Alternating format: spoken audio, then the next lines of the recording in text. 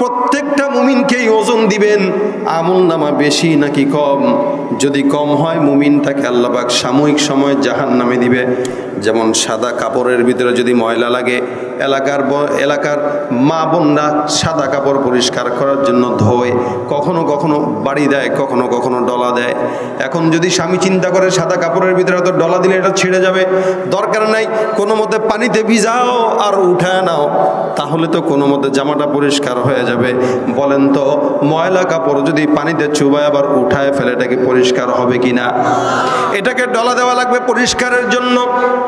একজন মুমিন বান্দা যখন নাকি গুনাহ করার কারণে গুনাহের দাগ তার গায়ের ভিতরে লাগায় দেয়, আল্লাহ পাক রব্বুল আলামিন এই গুনাহের দাগ নিয়ে কোনো মুমিনকে জান্নাতে দিতে চায় না।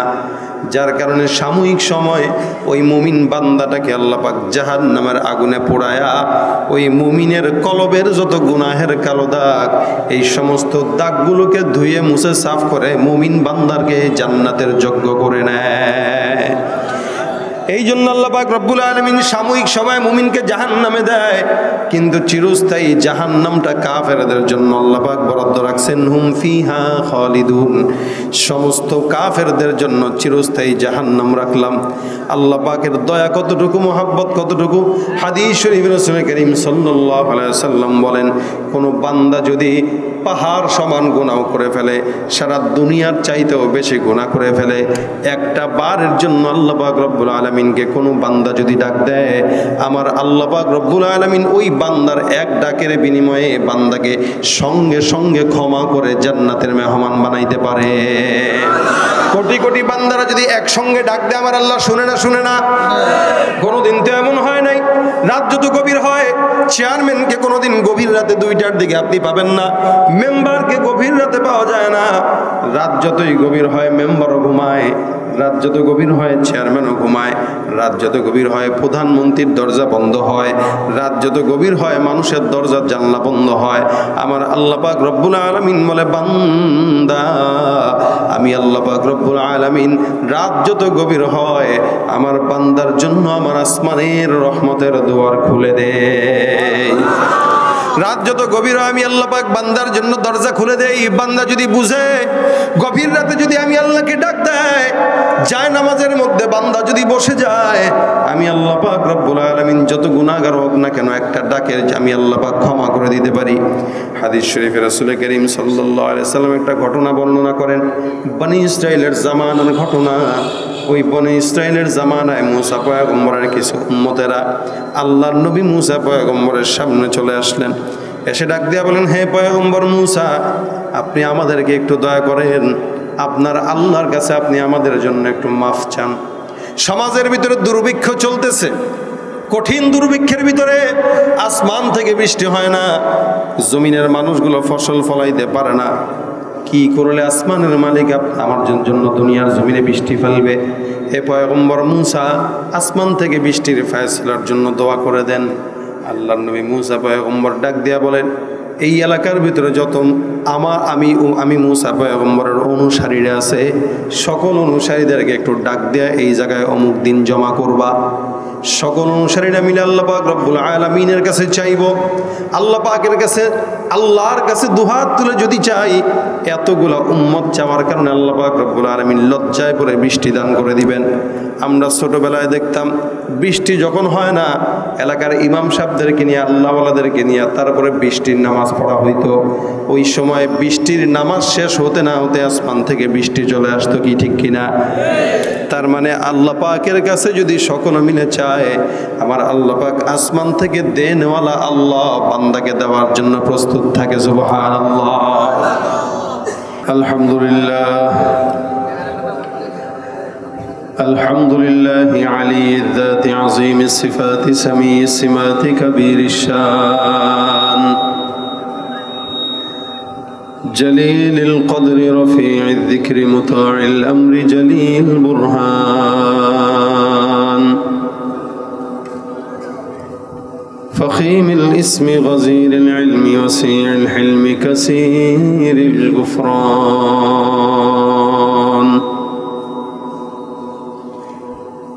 ونشهد أن لا إله إلا الله وحده لا شريك له ونشهد أن سيدنا وسندنا وحبيبنا وحبيب ربنا وطبيبنا وطبيب قلوبنا ومولانا محمدا عبده ورسوله صلى الله عليه وعلى آله وأصحابه وبارك وسلم تسليما كثيرا كثيرا الذي أرسله الله تعالى بالحق بشيرا ونذيرا وداعيا إلى الله بإذنه وسراجا منيرا أما بعد فأعوذ بالله من الشيطان الرجيم بسم الله الرحمن الرحيم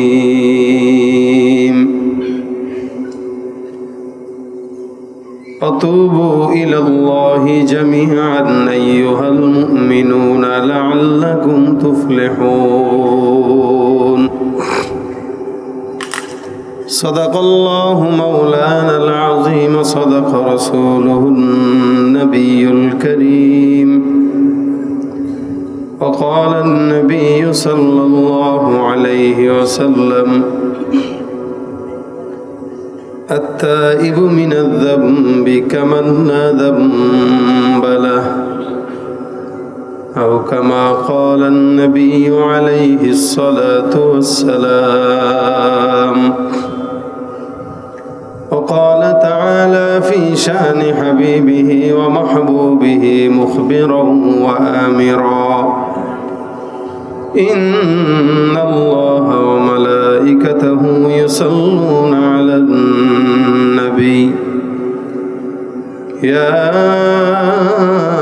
أيها الذين آمنوا صلوا عليه وسلموا تسليما زبان كل درود إبراهيم পড়েন اللهم صل على গলা ভাঙাই দিতেছেন كما صليت على إبراهيم وعلى آل إبراهيم إنك حميد مجيد اللهم بارك على محمد وعلى آل محمد كما باركت على إبراهيم وعلى آل إبراهيم إنك حميد مجيد زیارت مدینہ کی دل میں ہے تمنا نہیں ہے میرے پاس سفر کا سمانا بلغ العلا بکمالہ كشف الدجى بجماله حسنت جميع خصاله صلوا عليه وآله زبان كل محبت ذكر كري لا إلا الله لا إله إلا الله لا إله إلا الله لا إله زبان খুলে لا إله إلا الله لا إله إلا الله لا إله إلا الله لا إله إلا الله لا إله إلا الله لا إله إلا الله محمد رسول الله সাল্লাল্লাহু আলাইহি ওয়াসাল্লাম।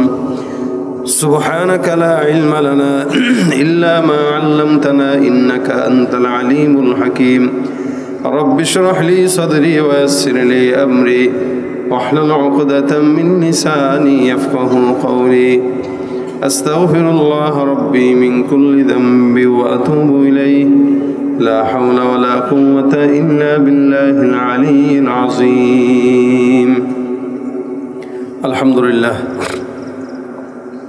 আল্লাহ পাক রব্বুল আলামিন আজকে আপনাকে আমাকে সকলকে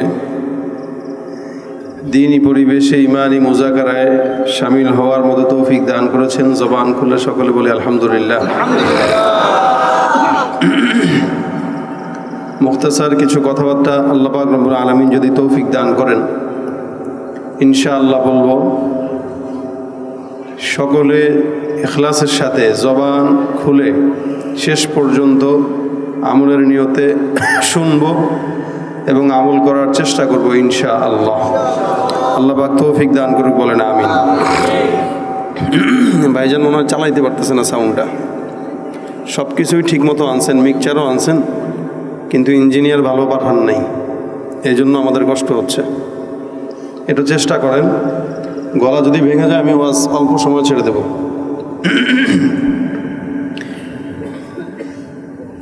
এই সময়টা আল্লাহ পাক রব্বুল আলামিন আমাদেরকে যে বসালেন, যে ফিতনার যুগে রাসূল করিম সাল্লাল্লাহু আলাইহি সাল্লাম বলেন, ফিতনা ফাসাদের জামানায় কোনো ব্যক্তি যদি আমার সুন্নতের উপরে আমল করে আল্লাহ পাক রব্বুল আলামিন ওই ব্যক্তিকে 100 শহীদের সওয়াব দান করবেন। গলা টানতেছে কেন? গলা শুকায় দিচ্ছে কেন? কি করতেছেন সাউন্ডে? সব সাউন্ড ভিতরে কেন? এটা বাইরে করেন ভিতর থেকে।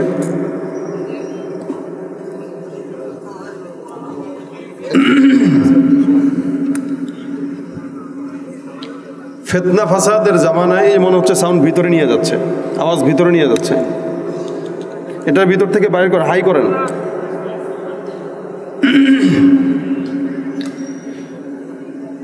চতুর্দিকে যেই পরিমাণে ফিতনা, সারা দুনিয়াতে যে অবস্থা, আমরা আমাদের প্রত্যেকটা এলাকায় অবস্থা যদি বিবেচনা করি, আপনাদের এই শ্রীপুরে অথবা মাগুরাতে অথবা সারা দেশেই বলেন,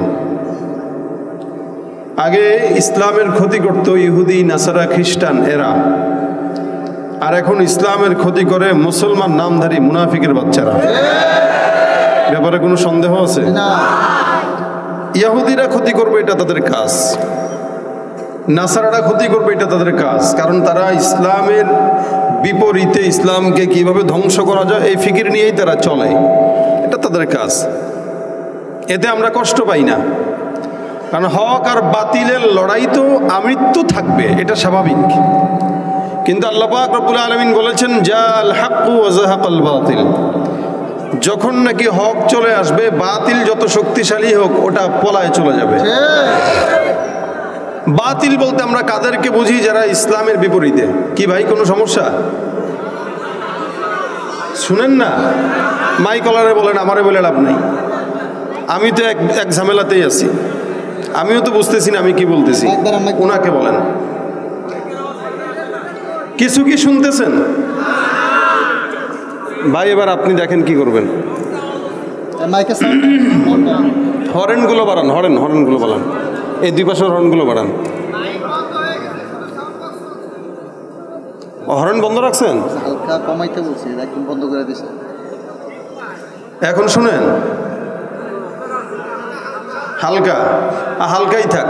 ওয়াজ মাহফিলে এখন থেকে সাউন্ড আস্তে আস্তে হালকাই করবেন, এটা জরুরি। একদিকে ভালো আছে, কারণ অনেকে এখন বাসায় ঘুমাবে, তো তাদের ঘুমের জন্য ডিস্টার্ব না হয়, সেদিক থেকে বিবেচনা করে মাইকম্যান চালাক আছে, এই কারণে আস্তে করে আওয়াজটা কমায় দিচ্ছে। সমস্যা নাই, আপনারা অল্প সাউন্ড নিয়ে সন্তুষ্ট থাকেন, আমিও সন্তুষ্ট। যাক, আলহামদুলিল্লাহ। এখন শোনা যাচ্ছে কিছুটা? হ্যাঁ, আচ্ছা দেখেন আমি কি বলছি, সেটা হলো এ দুনিয়াতে বাতিল শক্তি যত বেশি শক্তিশালী হোক না কেন, হকের পক্ষে যদি অল্প কিছু মানুষও থাকে, এই একজনকে আল্লাহ পাক রব্বুল আলামিন 100 জনের বিপরীতে শক্তিশালী করে দিবেন। এটা আল্লাহ পাকের কথা। কিন্তু যখন শত্রু ঘরের লোক হয়ে যায়, তখন মানুষ শত্রুকে চিনতে না পারার কারণে পরাজিত হয়। এই দুনিয়াতে যত পরাজয় এসেছে, সকল পরাজয়ের পিছনে মুনাফিকদের অবদান ছিল বেশি।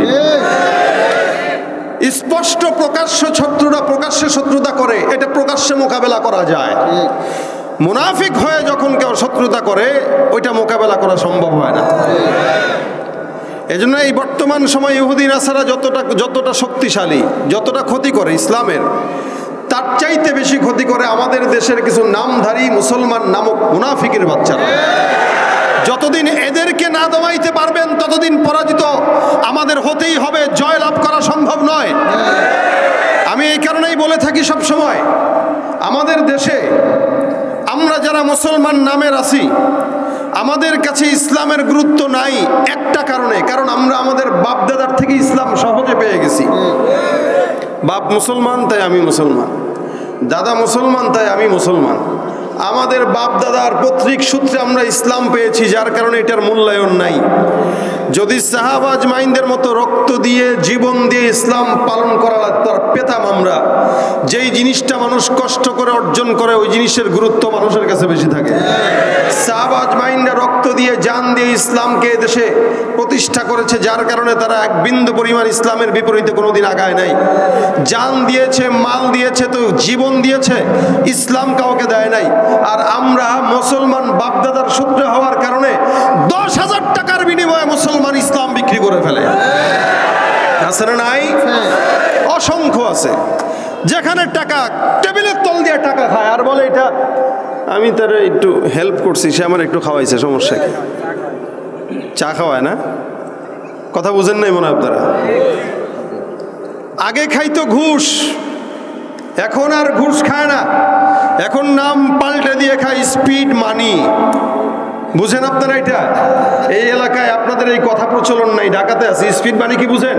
ঘুষ কি? আর কথা বলে না এরা। আপনারা খুব বেশি খান, এই কারণে আপনাদের বলতে সমস্যা হইতেছে, নাহলে চুপ রয়েছেন কেন?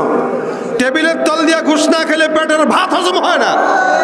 নাম দিছি স্পিড মানি, আবার কেউ কেউ নাম দিছি ঘুষ না, এটা হাদিয়া। আমি তাকে হেল্প করি, সে আমার হেল্প করে, কাটাকাটি। তার সিগনেচার আনতে গেলে কত টাকা খরচ করা লাগতো, আমি সেখানে একটু সহজে করে দিলাম, সে 5,000 টাকা দিছে, সমস্যা কি? আবার এলাকায় সুদের কারবারই চলে, আমরা তারা কর্জে হাসানা দিছি, কত? 10,000। ভাই 10,000 টাকা তো আমি আপনারা দিয়ে হেল্প করলাম, আপনি একটু বিপরীতে আমার 1,000 টাকা দিয়ে দিয়েন, ব্যাস সন্ধ্যা। আমি আপনারা হেল্প করছি, আপনি আমার হেল্প করলেন। এটারে বলে সুদ। আল্লাহ পাক কোরআনে কি বলছেন এটারে? আমার মাইকও দুর্বল, আপনারাও দুর্বল, ভাই ওয়াজ হবে না এমনি। এটা কোরআনে হালাল না হারাম? জোরে বলেন। আপনারা খাইলে জায়েজ, আমি খাইলে জায়েজ।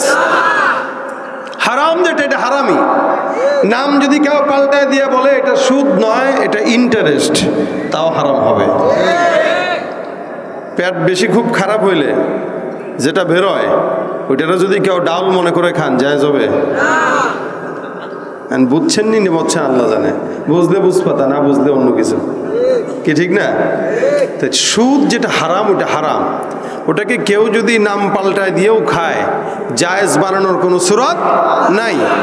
যারা খায় নাম পাল্টায় দিয়া, এদের শিক্ষা থাকতে পারে, মাগার এদেরকে শিক্ষিত বলা চলে না, এরা শিক্ষিত শয়তান। ওরা হলো দেশের লাগি মহামারীর মতন, ফাইলে কলম ঠেকাইয়া চালায় শুধু নির্যাতন। ঘুষের টাকায় ওদের বুড়ি, ঘুষের টাকায় ওদের বুড়ি করে যে টান টান। ওরা শিক্ষিত শয়তান, ওরা শিক্ষিত শয়তান, ওরা শিক্ষিত শয়তান। দুর্নীতির ওই আখড়ায় বসে, দুর্নীতির ওই আখড়ায় বসে জাহির করে জ্ঞান, কলম দিয়ে কামায় টাকা ধরে সাধুর ভান। ওরা শিক্ষিত শয়তান, ওরা শিক্ষিত শয়তান, ওরা শিক্ষিত শয়তান, ওরা শিক্ষিত শয়তান। আসরা নাই? হাজরে কয় না? পীরগিরি আর মাজার পূজা চলছে দেশটা জুড়িয়া, সেরে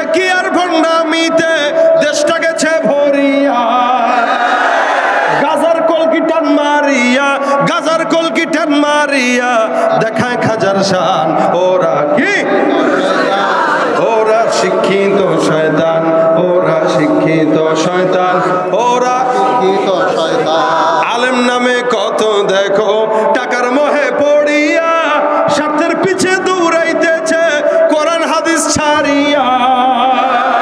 আর জিহাদ ছেড়ে কেউ বা ধরছে, জিহাদ ছেড়ে কেউ বা ধরছে দরবেশেরই ভান।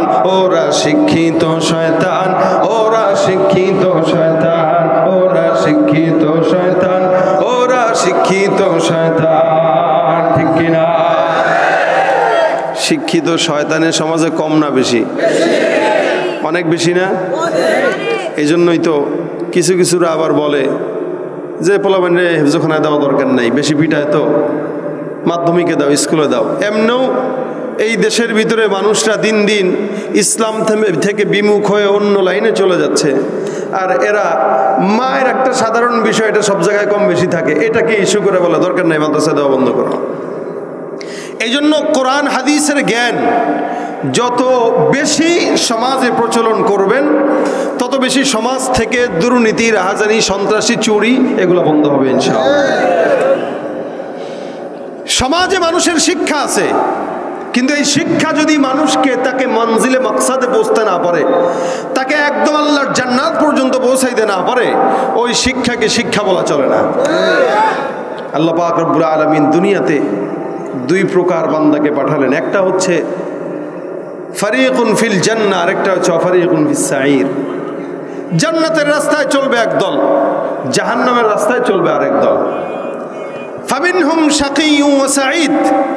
অন্য আয়াতের ভিতরে আল্লাহ পাক রব্বুল আলামিন বলেন সমস্ত বান্দাদের ভিতর থেকে এক দল থাকবে সৌভাগ্য, আরেক দল থাকবে দুর্ভাগ্যবান। সৌভাগ্যবান কারা? যারা দুনিয়াতে ফারিকুন ফিল জান্নাহ, জান্নাতের দলের সঙ্গে ছিল, কোরআনের দলের সঙ্গে ছিল, ডানপন্থী ছিল, এদেরকে আল্লাহ পাক কোরআনের ভাষায় জান্নাতের দল হিসেবে পরিচিত করিয়েছেন। দেখেন, এই দুনিয়াতে আপনার আমার যত মানুষ আছে, প্রত্যেকটা মানুষকে আল্লাহ পাক রব্বুল আলামিন গুনাহের মজা অন্তরে দিয়েই সৃষ্টি করেছেন। সবার দিলের ভিতরে গুনাহের তামান্না আছে, কিন্তু মুমিন যদি কেউ হয়, গুনাহের স্বাদ যেমন তার দিলে থাকে, ঠিক তেমন আযাবের ভয়ে তার দিলের ভিতরে থাকে। একদিকে গুনাহের মজা, অন্যদিকে আযাবের ভয়। এই কারণে রাসূল করিম সাল্লাল্লাহু আলাইহি ওয়াসাল্লাম বলেন আল ঈমানু বাইনাল খাউফি ওয়ার রাজা। ঈমানটা আশা এবং ভীতি, এই দুইটার মাঝখানে থাকে। আশা থাকে যে আমি তো আল্লাহ পাকের জান্নাত পাবই, আবার ভয়ও থাকে যদি জাহান্নামের কাজ করি তাহলে তো জাহান্নামে দিবে, কিন্তু জাহান্নামি কাজ করার পর জাহান্নামে দিলেও আল্লাহ পাক তো দয়ালু, জান্নাতে একদিন না একদিন দিবে। ওদিক দিয়ে ভয়ও থাকবে, এদিক দিয়ে আশাও থাকবে। এটা হচ্ছে ঈমান। কখনো কখনো রাসূল করিম সাল্লাল্লাহু আলাইহি ওয়াসাল্লাম বলেন ঈমানদারদের ঈমানের হালত কেমন হয়? আল ঈমানু হুয়া ইয়াজিদু ওয়া ইয়ানকুসু। রাসূল করিম সাল্লাল্লাহু আলাইহি ওয়াসাল্লাম বলেন ঈমান মুমিনের এমন একটা পরিস্থিতির ভিতরে থাকে, কখনো কখনো ঈমানের নূর বাড়ে, আবার কখনো কখনো ঈমানের নূর কমে। ঈমান মুমিনের কখনো কখনো বাড়ে, আবার কখনো কখনো কমে। কিভাবে ঈমান বাড়ে আবার কিভাবে কমে? কারেন্টের ভোল্টেজ যত বেশি থাকে লাইটের পাওয়ার তত বেশি থাকে, ভোল্টেজ যত কম থাকে লাইটের পাওয়ার তত কমে যায়। আল্লাহর হাবিব সাল্লাল্লাহু আলাইহি ওয়াসাল্লাম বলেন কোন মুমিন বান্দা যখন গুনাহের কাজ বেশি বেশি করে, ওই মুমিন বান্দার ঈমানের নূর তত কমে যায়। আর মুমিন বান্দা ঈমানের কাজ যত বেশি করবে, আল্লাহ পাক ওই মুমিন বান্দাকে ঈমানের পাওয়ার তত বাড়ায় দিবে। ঈমানের পাওয়ার বাড়ানোর জন্য বেশি বেশি জিকির দরকার, ঈমানের পাওয়ার বাড়ানোর জন্য বেশি বেশি আল্লাহকে ডাকা দরকার, ঈমানের পাওয়ার বাড়ার জন্য বেশি বেশি রাত্রিবেলা কান্নাকাটি দরকার, চোখের পানি ছাড়া দরকার। এ মুসলমান, প্রত্যেকটা মানুষের অন্তরের ভিতরে গুনাহের মজা আছে। আল্লাহ পাক রব্বুল আলামিনের পয়গম্বর বলেন তোমাদের অন্তরটা গুনাহে ভরপুর নাকি গুনাহ দ্বারা সচ্ছলতা আছে? তোমাদের অন্তরটা কি গুনাহে নিমজ্জিত নাকি তোমাদের অন্তরটা গুনাহ থেকে দূরে আছে? বুঝবা কেমনে? প্রত্যেকটা জিনিসের ওজন ওজন করা যায়, মানুষের ঈমান আর ঈমানের ব্যাটারির চার্জেরও ওজন করা যায়। সাহাবা একরাম ডাক দিয়া বলেন, ইয়া রাসূলুল্লাহ, আমরা কিভাবে আমাদের ওজনটাকে ঈমানের ওজন করব? আল্লাহর রাসূল সাল্লাল্লাহু আলাইহি ওয়াসাল্লাম বলেন, ঈমান ওজন করার জন্য একটা যন্ত্র শিখায় দেই। কোন বান্দা যখন গুনাহ করবে, ওই বান্দা গুনাহ করার পর যদি অন্তরের ভিতরে মজা লাগে, রাসূল বলেন গুনাহ করলে যদি দিলের ভিতরে মজা লাগে তাহলে বুঝবা ঈমানের ব্যাটারি ফিউজ হয়ে আছে। আর যদি গুনাহ করার পর ঈমানের ভিতরে খারাপ লাগে আর নেক কাজ করার পর যদি দিলের ভিতরে প্রশান্তি হয়, আল্লাহর রাসূল বলেন বুঝতে হবে ঈমানের ব্যাটারির চার্জ ফুল আছে। কারণ বান্দা গুনাহ করবে যখন তখন দিলের ভিতরে খারাপ লাগাটাই স্বাভাবিক। আল্লাহ রাসূল সাল্লাল্লাহু আলাইহি ওয়াসাল্লাম বলেন ঈমানটা বান্দার কখন আছে বুঝবে এইভাবে, যখন বান্দা আল্লাহর ঘর মসজিদে যাবে নামাজ আদায় করতে, ওই বান্দা নামাজ পড়লে দিলের ভিতরে মজা লাগবে, আর বান্দা চুরি করলে রাহাজানি করলে দিলের ভিতরে খারাপ লাগবে। রাসূল বলেন কোন নেক কাজ যখন করলে মজা লাগে আর বদ কাজ করলে যখন খারাপ লাগে, বুঝতে হবে ওই বান্দার ঈমানের নূর পরিপূর্ণ আছে। আর যদি ঈমানের কাজ করলে যদি মজা না লাগে আর গুনাহের কাজ করলে যদি আফসোস না লাগে, বুঝতে হবে বান্দার ঈমানের ভিতরে দুর্বলতা আছে। সমাজের ভিতরে অসংখ্য মানুষ আছে নেকির কাজের জন্য মসজিদে যেতে বলবেন, মসজিদে নামাজের জন্য যেতে বললে বলে প্যান্টের সমস্যা আছে না নাই, লুঙ্গিতে সমস্যা, প্যান্টের সমস্যা, নামাজের কথা বলবেন ভালো লাগে না, দানের কথা বলবেন মজা লাগে না। সমাজের ভিতরে যত নেকের কাজ আছে প্রত্যেকটা কাজের কথা যখন বলা হয়, ওই বান্দাটার দিলের ভিতরে তেমন মজা পায় না, মনে করে অনেক বয়স পড়ে আছে, মাত্র 20 বছর অথবা 25 বছর বয়স, 30 বছর বয়স, এই অল্প বয়সে এত ইবাদত করে আমার লাভ কি? এই কারণে বান্দা মন চায় জিন্দেগি পালন করে, অথচ নামের আগে মুসলমান লাগায় দেয়, মোহাম্মদ লাগায় দেয়, নিজেকে মুসলমান দাবি করে, নিজেকে আল্লাহ রাসূলের উম্মত দাবি করার পর নামাজ নাই, রোজা নাই, যাকাত নাই, হজ নাই, কোরবানি নাই, কিচ্ছু নাই। যারা দাবি করে তারা মূলত মুসলমান নয়, তারা হলো ভণ্ড বেঈমান। মুসলমান এটা দাবিদারের জিনিস না, এটা কাজের জিনিস। মুসলমান তার আল্লাহ পাক রব্বুল আলামিনের ঈমানকে আনার পর এক বাক্যে বলে দিবে আসলাম না, আমরা ইসলাম গ্রহণ করলাম, মানে সিলিন্ডার হয়ে গেলাম। অর্থাৎ আল্লাহ পাক রব্বুল আলামিন যতগুলো দ্বীনি মার্কাজ দিয়েছেন, যতগুলো দ্বীনের দায়িত্ব দিয়েছেন, প্রত্যেকটা পুঙ্খানুপুঙ্খানুভাবে মানার নাম হলো ঈমানদার। বান্দা ঈমানদার যদি হয়ে যায়, ওই বান্দা কোনোদিন আল্লাহকে বাদ দিয়া নেতাকে খুশি করার জন্য কিছু করতে পারে না। প্রত্যেকটা মুসলমানের দায়িত্ব ঈমানদার হওয়ার জন্য। মুসলমান এই কারণে আল্লাহ পাক বলেন, আমি আল্লাহ পাক ঈমানদারদেরকে বললাম তোমরা মুসলমান হয়ে যাও। আল্লাহ পাক রব্বুল আলামিন বলেন উদখুলু ফিস সিলমি কাফা, হে মুমিনেরা পরিপূর্ণ ইসলামের ভিতরে ঢুকে যাও।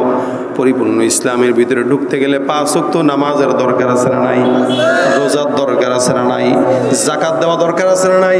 সমাজের ভিতরে যারা চলেন, প্রত্যেকটা মানুষের গুনাহের অবস্থা তো থাকবেই, কিন্তু বান্দা গুনাহের উপরে 24 ঘন্টা অটল থাকতে পারবে না।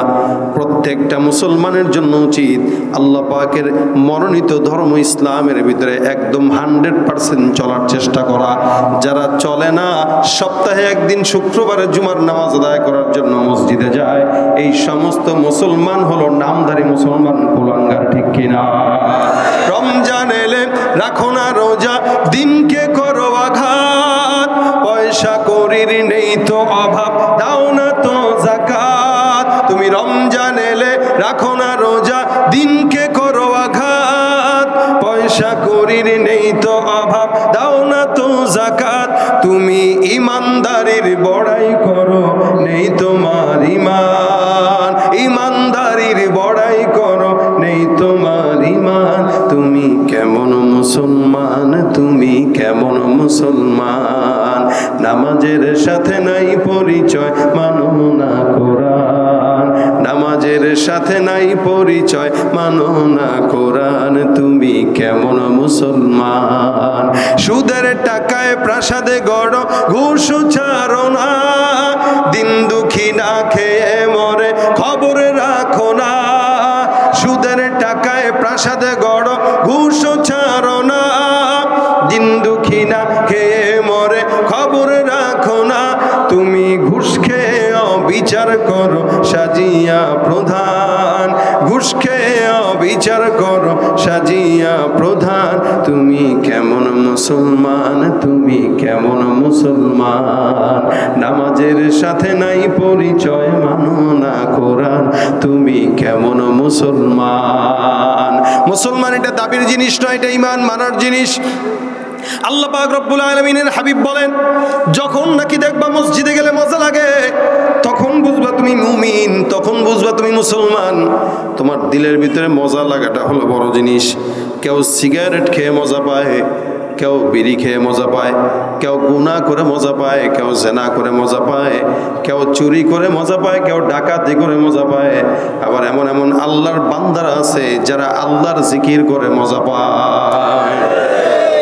এই জন্য বান্দারা কোন জিনিসটা করে মজা পায়, যে যেটা করে মজা পায় সে সেটার জন্যই আল্লাহ পাক রব্বুল আলামিনের হাবিব বলেন, তুমি যদি জিকির করে মজা পাও তাহলে তুমি জিকিরওয়ালা, আর তুমি যদি চুরি করে মজা পাও তাহলে তুমি গুনাহওয়ালা। এ মুসলমান, এই কারণে আল্লাহ পাক রব্বুল আলামিন বলে, বান্দা যত গুনাহগার হও না কেন, আমি রব্বুল আলামিন দুনিয়ার জমিনে বান্দা তোমাকে একটা অপশন দিয়ে দিলাম।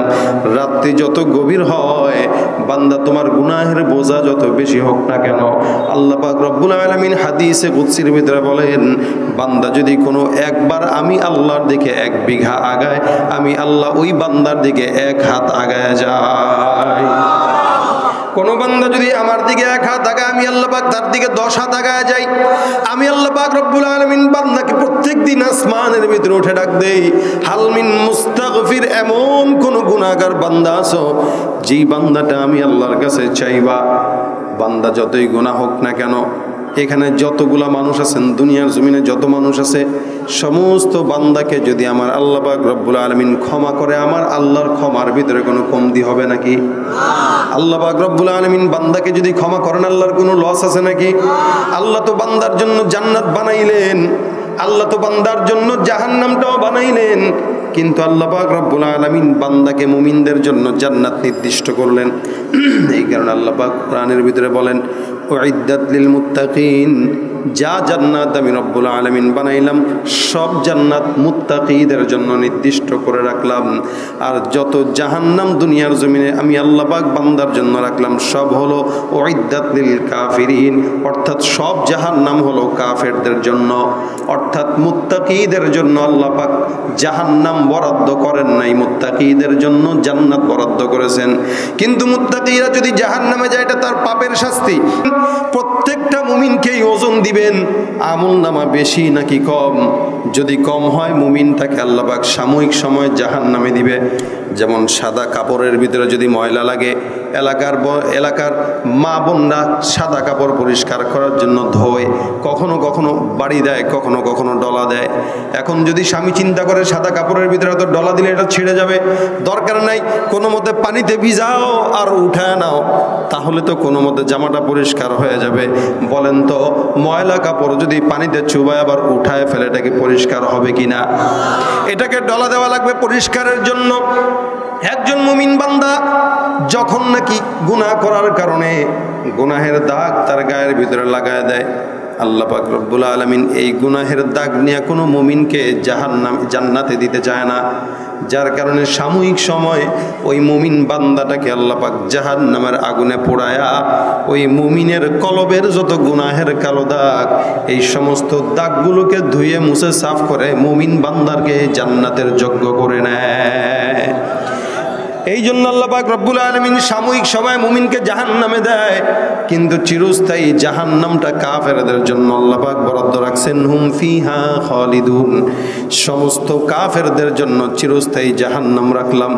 আল্লাহ পাকের দয়া কতটুকু, মহাব্বত কতটুকু। হাদিস শরীফে রাসূল করিম সাল্লাল্লাহু আলাইহি ওয়াসাল্লাম বলেন, কোন বান্দা যদি পাহাড় সমান গুনাহ করে ফেলে, সারা দুনিয়ার চাইতেও বেশি গুনাহ করে ফেলে, একটা বারের জন্য আল্লাহ পাক রব্বুল আলামিনকে কোনো বান্দা যদি ডাক দেয়, আমার আল্লাহ পাক রব্বুল আলামিন ওই বান্দার এক ডাকের বিনিময়ে বান্দাকে সঙ্গে সঙ্গে ক্ষমা করে জান্নাতের মেহমান বানাইতে পারে। কোটি কোটি বান্দারা যদি একসঙ্গে ডাক দেয়, আমার আল্লাহ শুনে না? কোনোদিন তো এমন হয় নাই। রাত যত গভীর হয়, চেয়ারম্যানকে কোনোদিন গভীর রাতে 2টার দিকে আপনি পাবেন না, মেম্বারকে গভীর রাতে পাওয়া যায় না। রাত যতই গভীর হয় মেম্বারও ঘুমায়, রাত যত গভীর হয় চেয়ারম্যানও ঘুমায়, রাত যত গভীর হয় প্রধানমন্ত্রীর দরজা বন্ধ হয়, রাত যত গভীর হয় মানুষের দরজা জানলা বন্ধ হয়। আমার আল্লাহ পাক রব্বুল আলামিন বলে, বান্দা আমি আল্লাহ পাক রব্বুল আলামিন রাত যত গভীর হয় আমার বান্দার জন্য আমার আসমানের রহমতের দুয়ার খুলে দেই।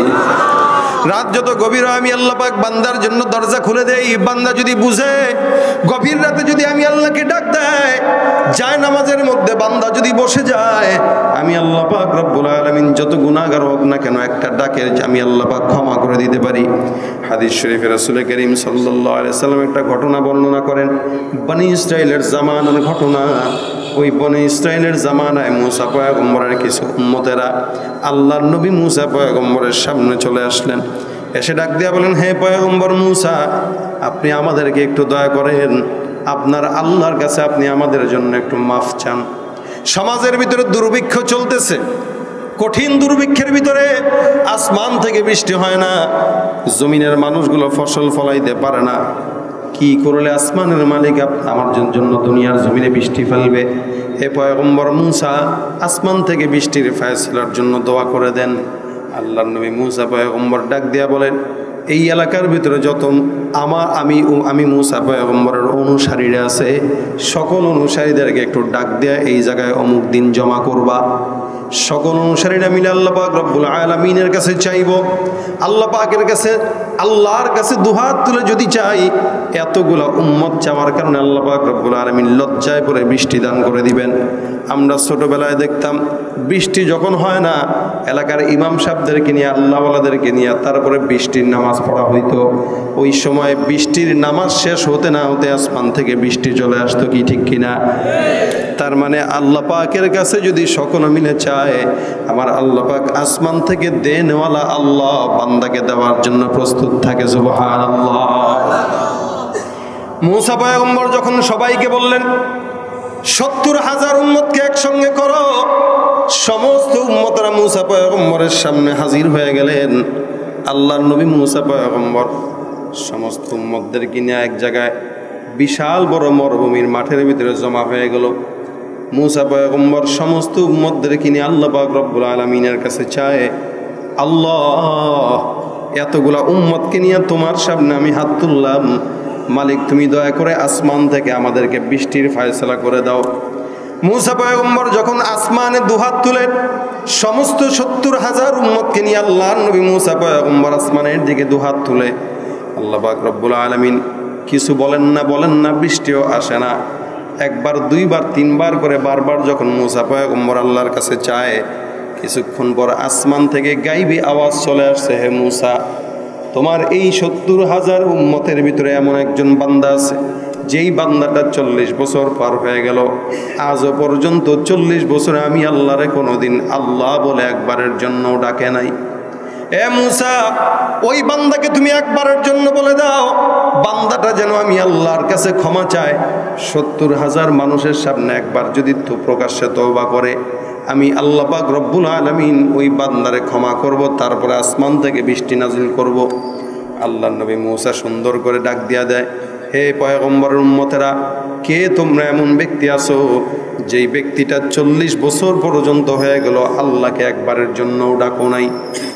এমন কোন বান্দা আছে? একটু আল্লাহর কাছে চাও, সবার সামনে তওবা করো। মুসা পয়গম্বর রাগ করে বান্দাকে বারবার দাঁড়াইতে বলে, কে আছো একটু দাঁড়াও। 40 বছর পর্যন্ত যে আল্লাহ পাক রব্বুল আলামিনের সঙ্গে নাফরমানি করে আসতেছে, এই উম্মতটা যতক্ষণ পর্যন্ত আল্লাহর কাছে মাফ না যাবে ততক্ষণ আসমান থেকে বৃষ্টি হবে না। মুসা পয়গম্বর ডাক দেয়, কিন্তু গুনাহগার বান্দা তো জানে কোন বান্দা গুনাহগার, মনে মনে যার গুনাহ আছে সে পেরেশান হয়ে গেছে। ডাক দেয়া বলে, আল্লাহ এতদিন পর্যন্ত আমার সকল গুনাহ তুমি গোপন রাখলা, এতদিন পর্যন্ত আমি আল্লাহ পাক রব্বুল আলামিন গোপন গুনাহগুলো করলাম। মালিক, এতদিন তুমি যেই গুনাহগুলো গোপন রাখছো, এখন এতগুলো মানুষের সামনে তুমি আমার গুনাহ প্রকাশ করে দিবা। হে রব্বুল আলামিন, দয়া করে আমার সমস্ত গুনাহগুলো গোপন রাখো, আমি আর জিন্দেগিতে আমৃত্যু কোনোদিন গুনাহের পথে এক বিন্দু পরিমাণেও চলবো না। এই বান্দাটা আল্লাহ পাক রব্বুল আলামিনের কাছে কায়মন বাক্যে বারবার ক্ষমা চায়। আল্লাহ পাক রব্বুল আলামিনের কাছে চোখের পানি ছেড়ে, কারণ বান্দা চিন্তা করে ৭০,০০০ মানুষের সামনে যদি একবার মুখটা উন্মোচন হয়ে যায় হাঁটতে পারবো না। এ মুসলমান খুব বুঝেন, সমাজের ভিতরে আপনিও গুনাহ করেন, আমিও গুনাহ করি। কোনো গুনাহ যদি প্রকাশ হয়ে যায় তারপরে আমাদের ইজ্জত নিয়ে আমরা সমাজে হাঁটতে পারি না। এমন অসংখ্য বান্দারা আছে যারা গুনাহ করে, গুনাহ করতে করতে গুনাহ অনেক ভারী হয়ে গেছে, তার গুনাহটা ঢাকার জন্য লক্ষ লক্ষ টাকা প্রশাসনকে খাওয়ায়, এলাকার নেতারে খাওয়ায়। কেন? এই গুনাহ যদি প্রকাশ হয়ে যায় এলাকায় মান সম্মান নিয়ে চলতে পারবে না। মনে রাখবেন, দুনিয়ার জমিনে আপনি টাকা দিয়া গুনাহটাকে গোপন রাখতে পারবেন, কিন্তু আসমানের মালিকের কাছে গুনাহটা লেখা আছে না নাই? আল্লাহ পাকের কাছে ভিডিও চিত্র করা আছে, কোন জায়গায় কোন গুনাহ হলো, কোন জায়গায় কোন জেনা হলো, কোন জায়গায় কোন সুদ খাইলেন, কোন জায়গায় কোন ঘুষ খাইলেন, কোন মানুষকে কি অত্যাচার করলেন। সমস্ত গুনাহের সিসি ফুটেজ আমার রব্বুল আলামিনের কাছে আছে। সেদিন আল্লাহ পাক রব্বুল আলামিন বলেন, একটা মানুষের সঙ্গেও সেদিন কিন্তু কোনো জুলুম করা হবে না। যার যা প্রাপ্য আমার রব্বুল আলামিন সুন্দর করে মুমিনকে মুমিনের প্রাপ্য দিয়া, গুনাহগারকে গুনাহের প্রাপ্য দিয়া জাহান্নামে পাঠায় দিবেন। ভাইরা আবার খুব বুঝবেন, গুনাহগার বান্দাটা এবার গোপনে গোপনে আল্লাহর কাছে যায়। হে রব্বুল আলামিন, চোখ দিয়ে পানি পড়তেছে, আল্লাহ আমি আমার দিল থেকে তোমার কাছে তওবা করতেছি খালেস নিয়তে। মালিক, আমার এই গুনাহগুলো 40 বছর হয়ে গেল, কেউ জানে না। এতদিন পর্যন্ত গুনাহগুলো আমি কারো সামনে প্রকাশ করি নাই। আজকে এতগুলো মানুষের সামনে আমার গুনাহগুলো যদি তুমি প্রকাশ করো, দুনিয়াতে আমার থাকার মতো জায়গা থাকবে না। হে আসমানের মালিক, তুমি আমার গুনাহগুলো গোপনেই ক্ষমা করে দাও। মূসা পয়গম্বর বারবার ডাক দিয়া বলেন, এমন কোন বান্দা আছো যেই বান্দাটা এখনো পর্যন্ত দাঁড়াও না, তাড়াতাড়ি দাঁড়ায় যাও, তওবা করো। এটা বলতে বলতে হঠাৎ করে আসমানের দিকে তাকায় দেখে পূর্ব দিগন্তে কেমন যেন আল্লাহ পাক রব্বুল আলামিনের মেঘ জমা হয়ে গেছে কালো হয়ে। আরে কি ব্যাপার বুঝলাম না, কোনো বান্দা তো ক্ষমা চায় নাই, কোনো বান্দা তো মাফও চায় নাই, আসমানে মেঘ দেখা যায়। মূসা পয়গম্বর ডাক দিয়ে বলে, আল্লাহ এমন মেঘ আসমান কালো করে ফেললো যেন মনে হয় এখন বৃষ্টি হবে। কোনো বান্দাকে তো ক্ষমা চাইতে দেখলাম না। আল্লাহ পাক রব্বুল আলামিন কিছুক্ষণ পর আসমান থেকে একদম ভারী বর্ষণের বৃষ্টি নাজিল করে দিলেন। মূসা পয়গম্বর ডাক দিয়া বলতেছেন, আল্লাহ এত বৃষ্টি হইল, তুমি এত একটু আগেই বললা যে এই বান্দাটা গুনাহ থেকে ক্ষমা না চাইবে আমি আল্লাহ বৃষ্টি দিব না, কিন্তু এখন বান্দা কোনো কাউকে ক্ষমা চাইতে দেখলাম না, আসমান থেকে বৃষ্টি নাজিল হয়ে গেল। আল্লাহ বুঝলাম না কারণটা কি। আল্লাহ পাক রব্বুল আলামিন ডাক দিয়া বলেন, এতক্ষণ যেই বান্দার কারণে আমি আল্লাহ আসমানে বৃষ্টি দেই নাই, এখন এই বান্দাটার কারণে আসমান থেকে তোমাদের জন্য বৃষ্টি নাজিল করে দিলাম। তার মানে কোন বান্দার জন্য? যেই বান্দাটা 40 বছর পর্যন্ত গুনাহ করছে, ওই বান্দার জন্য আমি আল্লাহ পাক রব্বুল আলামিন আসমান থেকে বৃষ্টি নাজিল করলাম। মূসা পয়গম্বর ডাক দেয়া বলে, আল্লাহ কেমনে এই বান্দাটার জন্য তুমি আসমান থেকে বৃষ্টি নাজিল করো? ওই বান্দা তো ক্ষমা চায় নাই। আল্লাহ পাক রব্বুল আলামিন বলে, মূসা আমি রব্বুল আলামিন কত ক্ষমা করনেওয়ালা আল্লাহ। বান্দাটা এতদিন পর্যন্ত গুনাহ করছে গোপনে, আমি আল্লাহ বান্দার গুনাহগুলো গোপন রাখছিলাম। বান্দা যখন আমি আল্লাহর কাছে ক্ষমা চাইলো গোপনে, আমি আল্লাহ বান্দার সকল গুনাহগুলো কিয়ামত পর্যন্ত গোপন রেখে দিব। এই কারণে হাদিস শরীফে রাসূল করিম সাল্লাল্লাহু আলাইহি সাল্লাম বলেন, কেউ যদি দুনিয়াতে কারো দোষ গোপন রাখে তাহলে আল্লাহ পাক কিয়ামতের ময়দানে ওই বান্দার দোষ গোপন রাখবেন। আমরা সমাজে চায়ের দোকানে স্টলে বসে, বিভিন্ন দোকানে বসে আরেকজনের দোষ চর্চা করি।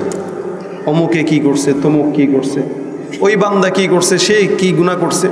এই সমস্ত গুনাহগুলো চর্চা করতে করতে দেখা যায় অবশেষে আমি যেই নেক কাজগুলো করছি আল্লাহ পাক আমার নেকগুলো তার কাঁধে দিয়ে তার জান্নাতি বানায় দিল, আর তার গীবত গাওয়ার কারণে তার সমস্ত গুনাহগুলো আমার কাঁধে এসে আমি জাহান্নামী হয়ে গেলাম।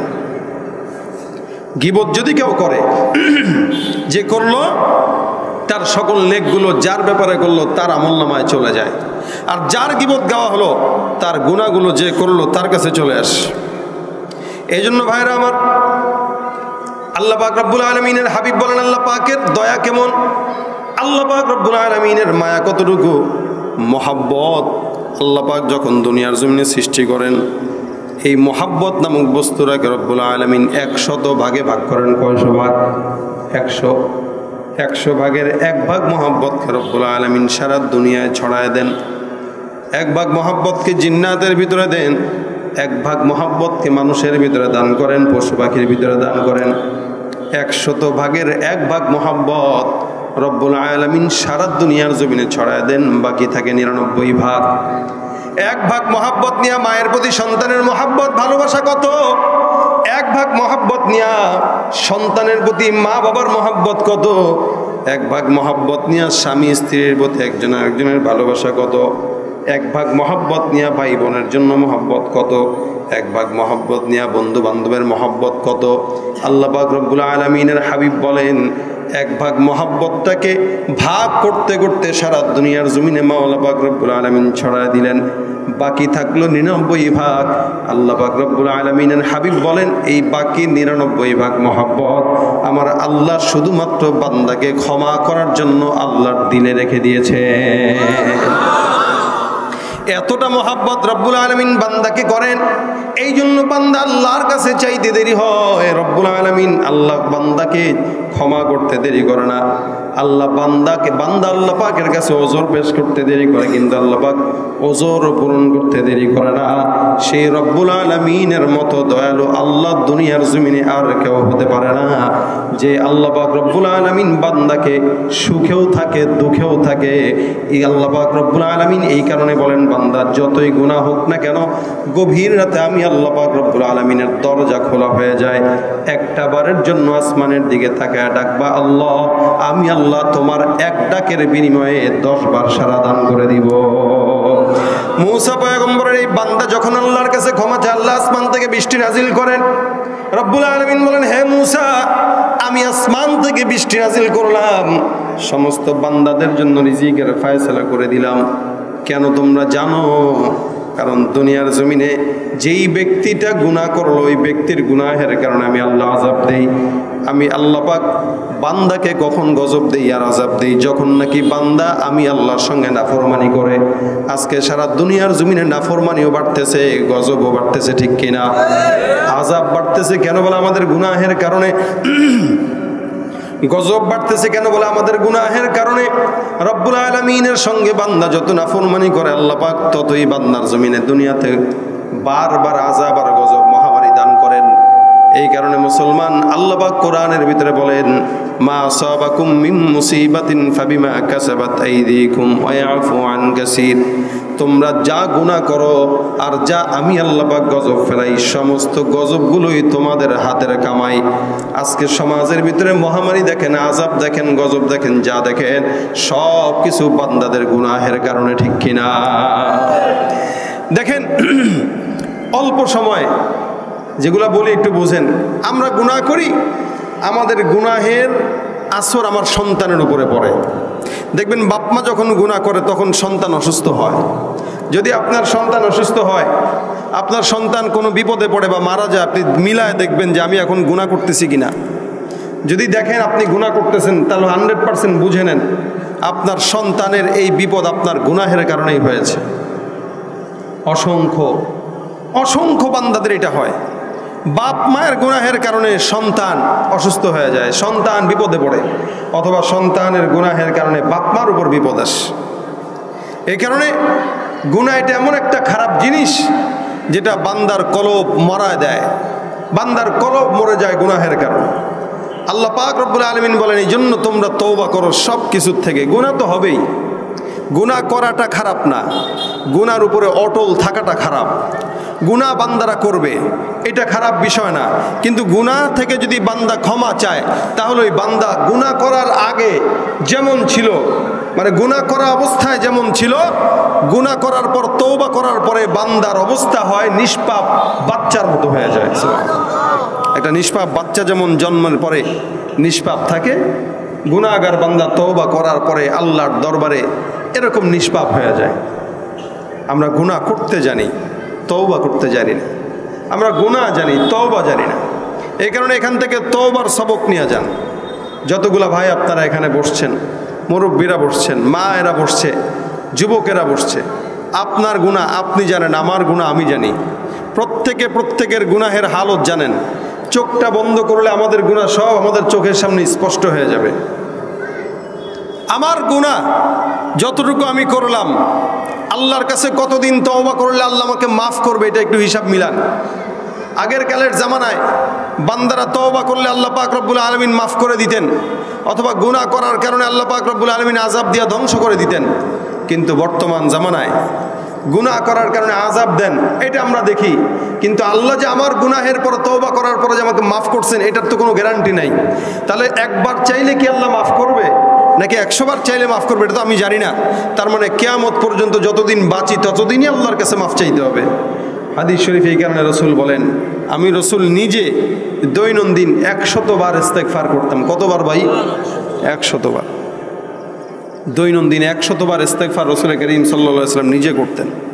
এই 100 বার ইস্তেগফার করার পরে আল্লাহর হাবিব যদি এই কথা বলেন যে আমি রসুল হওয়ার পরেও নিজে 100 বার ইস্তেগফার করছি, তাহলে অন্যান্য উম্মতদের কি অবস্থা হওয়া দরকার?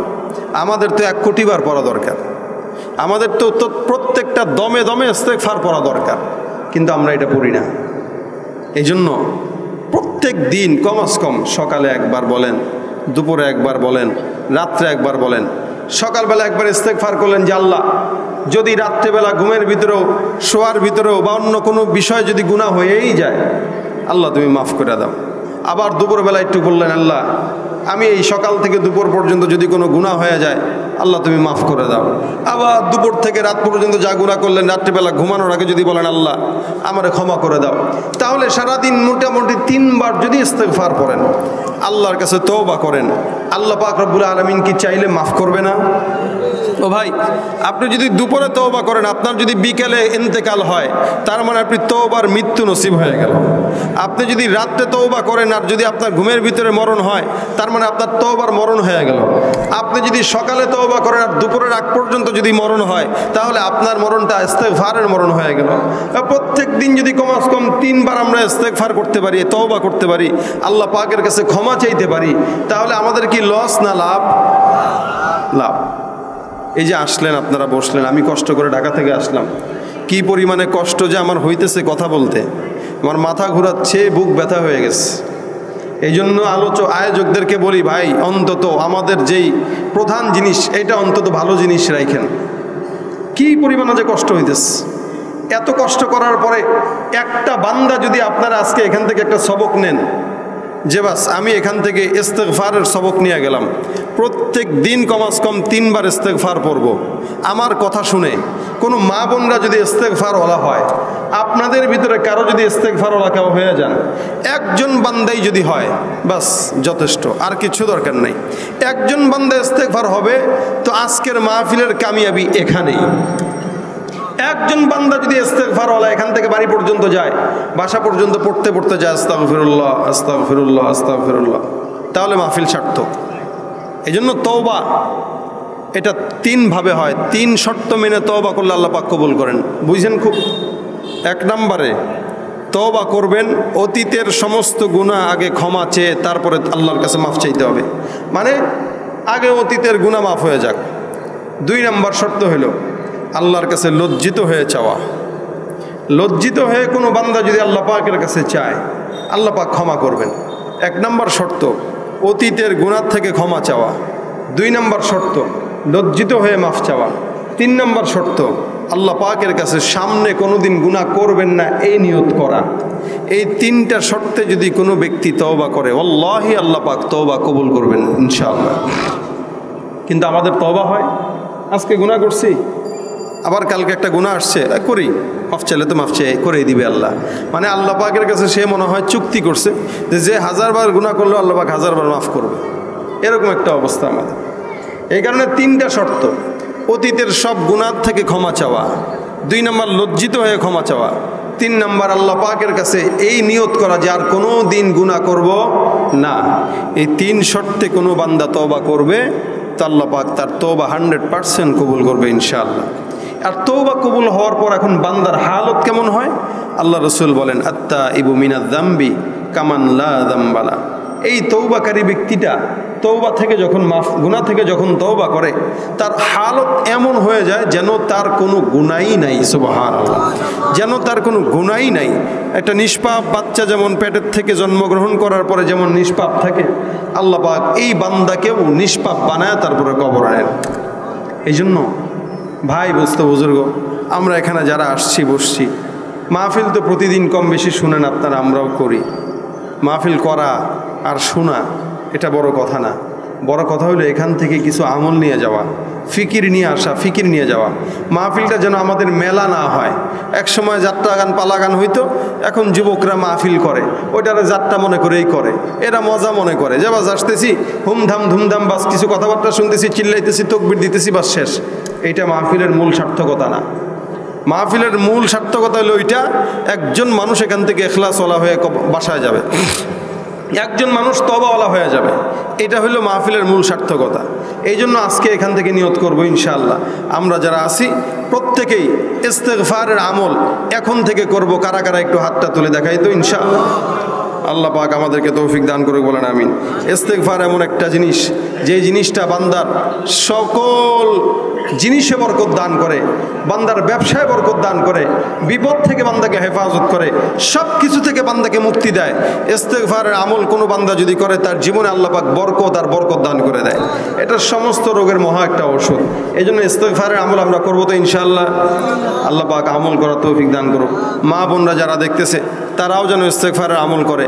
রান্নাবাড়ি করার সময় আস্তাগফিরুল্লাহ আস্তাগফিরুল্লাহ মনে মনে পড়বেন। দোকানে বসে আছেন, রিক্সা চালাইতেছেন, হুন্ডা চালাইতেছেন, বাস একটু জবানে মনে মনে পড়বেন আস্তাগফিরুল্লাহ আস্তাগফিরুল্লাহ আস্তাগফিরুল্লাহ। আল্লাহ পাক আমাদেরকে ইস্তেগফারের আমল নিয়ে কবরে যাওয়ার তৌফিক দান করুক, বলেন আমিন। এই যে মাদ্রাসাটা আপনাদের, এই মহিলা মাদ্রাসার উদ্যোগে মাহফিলটা, মহিলা মাদ্রাসা আপনাদের ছাত্রীদেরকে দিবেন, কারণ মায়ের পেট এটা পবিত্র একটা কারখানা। এই কারখানা যতদিন ঠিক থাকবে ততদিন মোটামুটি সমাজে যত সন্তান আসবে এরা আল্লাহওয়ালা সন্তান আসবে। কারণ মায়ের পেট থেকেই কিন্তু যত বিদুর্মীরা জন্মগ্রহণ করে, আবার মায়ের পেট থেকেই কিন্তু আল্লাহওয়ালা বুজুর্গরাও জন্মগ্রহণ করে।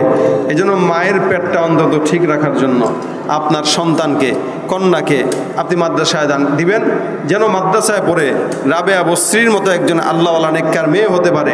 পাশাপাশি সহযোগিতা করবেন ইনশাআল্লাহ।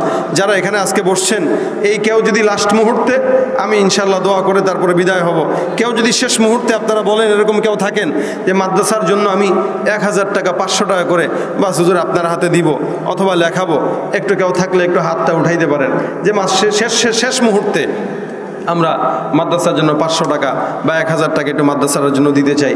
কেউ কি আছেন? একটু সংক্ষেপে 1-2 মিনিটের ভিতরে ইনশাআল্লাহ মোনাজাত দেব। অনেক ভাইরা এখানে আছেন যাদের মা বাবা অন্ধকার কবরে শুয়ে আছে, মা বাবার কবরে যেন আপনার সোয়াব যায়, মা বাবার কবরটা যেন জান্নাতের বাগান হয়। আপনার মা বাবারা দুনিয়াতে বেঁচে থাকলে অসুস্থ হলে 1000 টাকার ওষুধ তো কিনে দিতেন, এখন যেহেতু দুনিয়াতে নাই, 1000 টাকা আলমার নামে সোয়াব পাঠায় দেন না যে মা তোমার নামে সোয়াব পাঠাইলাম। আপনি দিবেন তো আপনার সন্তানরাও দিবে। এই কারণে কেউ থাকলে একটু হাত উঠান যে বাস আমি মায়ের নামে 500 টাকা অথবা বাবার নামে 500 টাকা। শেষ মুহূর্তে 2-1 মিনিটের ভিতরে কেউ থাকলে একটু নামটা লেখান তো ভাই, হাত উঠান। কে আছেন? হাত উঠান। কেউ আছেন? 500-1000 মায়ের নামে বাবার নামে মাদ্রাসার জন্য। মাশাআল্লাহ, কি নাম ভাই? হামিদুল ইসলাম। এই হামিদুল ইসলাম ভাই, এক ভাই, কত দিবেন? 500। আল্লাহ পাক কবুল করুন। এমদাদ ভাই 500 টাকা মাদ্রাসার জন্য। মাওলানা হামিদুল ইসলাম সাহেব মাদ্রাসার জন্য 500 টাকা দান করবেন। আল্লাহ পাক জানে মালে বরকত দান করুক। আর কেউ আছেন? আর কেউ আছেন? কি নাম? বাহারুল ভাই 500 টাকা। আল্লাহ পাক কবুল করুক, বলেন আমিন। আর কে আছেন 500? মায়ের নামে বাবার নামে আর কে আছেন 500? একটু নামটা লেখায় নেন, নামটা লেখায় নেন। মায়ের নামে বাবার নামে 500। আর কে আছেন? হাত উঠান, হাত উঠান। শেষমেশ মা বাবার নামে 500-1000 করে একটু নামটা লেখেন। নগদ যদি কেউ থাকে, নগদ একটু নামটা, টাকাটা এখানে পাঠায় দেন। কেউ আছেন? আর কেউ আছেন? কেউ আছেন? একটু দ্রুত করেন ভাই। 500-1000 করে একটু এখানে নাম লেখা দেন। 500-1000 করেন ভাই। আমার জিনিস দেন নাই, গজল শুনতে চান কেমনে? আমার গলা শেষ হয়ে যেতেছে। কেউ থাকলে উঠান। 500-1000 কেউ থাকলে উঠান। কেউ আছেন? কি নাম? সোহেল ভাই, কত? 200 টাকা। আচ্ছা, কেউ থাকলে এখানে নাম লেখায় নেন, টাকা পাঠায় দেন। 500, 1000, 100, 200 থাকলে এখানে বাস পাঠায় দেন। আমরা দুরূদ শরীফ পড়তে থাকি। আল্লাহুম্মা সাল্লি আলা সাইয়্যিদিনা ওয়া নাবিয়িনা ওয়া শাফিঈনা ওয়া হাবিবিনা ওয়া মাওলানা মুহাম্মদ সাল্লাল্লাহু আলাইহি ওয়া আলা আলিহি ওয়া আসহাবিহি ওয়া বারিক ওয়া সাল্লিম। আস্তাগফিরুল্লাহ রাব্বি মিন কুল্লি যামবি ওয়া আতুবু ইলাইহি লা হাওলা ওয়া লা কুওয়াতা ইল্লা বিল্লাহিল আলিয়্যিল আযীম। أستغفر الله ربي من كل ذنب وأتوب إليه لا حول ولا قوة إلا بالله العلي العظيم. اللهم صل على روح محمد في الأرواح وصل على جسد محمد في الأجساد وصل على قبر محمد في القبور. اللهم أنت السلام. ربنا ظلمنا أنفسنا وإن لم تغفر لنا وترحمنا لنكونن من الخاسرين. ربنا فاغفر لنا ذنوبنا وكفر عنا سيئاتنا وتوفنا مع الأبرار. رب العالمين মাওলা মেহেরবানি করে আজকের মাহফিলকে কবুল ও মঞ্জুর করে নাও। আয় আল্লাহ, যা আলোচনা হয়েছে আমল করার তৌফিক দান করে দাও। আয় রব্বুল আলামিন মেহেরবানি করে সমস্ত বালা মুসিবত থেকে আমাদেরকে হেফাজত করো। রব্বুল আলামিন জানে মালে বরকত দান করে দাও। আয় আল্লাহ, যারা মাদ্রাসার জন্য দান করেছে তাদের মনের নেক আশাগুলো পূরণ করে দাও। আয় আল্লাহ, দানকে উসিলা করে জান্নাতের ফয়সালা করে দিও আল্লাহ। রব্বুল আলামিন যে সমস্ত ভাইয়েরা এখানে বসছে শেষ পর্যন্ত আমাদের প্রত্যেককে তুমি দিনদার নেককার হিসেবে কবুল করে নাও। আয় আল্লাহ, আমাদের সকলকে তুমি আল্লাহ তওবার ইস্তিগফারের জিন্দেগি দান করে দাও। আয় আল্লাহ, মাদ্রাসাকে কবুল ও মঞ্জুর করে নাও। আয় আল্লাহ, মাদ্রাসার সমস্ত হাজত গায়বী খাজানা থেকে পূরণ করে দাও। আয় আল্লাহ, ওস্তাদ ছাত্রী সকলকে আল্লাহ তুমি কবুল মঞ্জুর করে নাও। রব্বুল আলামিন আমাদের ভিতরে যাদের মা বাবা জীবিত আছে আল্লাহ মা বাবাকে নেক হায়াত দান করে দাও। আল্লাহ, যাদের মা বাবা অন্ধকার কবরে শুয়ে আছে মা বাবার কবরগুলোকে জান্নাতের বাগান বানায় দাও। আয় আল্লাহ, যুবকদেরকে দিনদার বানায় দাও। আয় আল্লাহ, এলাকার সমস্ত মুরব্বীদেরকে নেক হায়াতে তয়্যিবা তাওয়িলা দান করে দাও আল্লাহ। আয় রব্বুল আলামিন, এই এলাকাটাই রহমতের এলাকা বানায় দাও আল্লাহ। ভাই প্রত্যেকটা মুসলমানদেরকে একসঙ্গে মিলেমিশে চলার তৌফিক দান করে দাও। মা বোনদেরকে পর্দার বিধান মেনে চলার তৌফিক দান করে দাও। আয় আল্লাহ, মা বোনদেরকে মা ফাতেমার সঙ্গে জান্নাতি বানানোর তৌফিক দান করে দাও আল্লাহ। رب ارحمهما كما ربياني صغيرا رب ارحمهما كما ربياني صغيرا سبحان ربك رب العزة عما يصفون وسلام على المرسلين والحمد لله رب العالمين.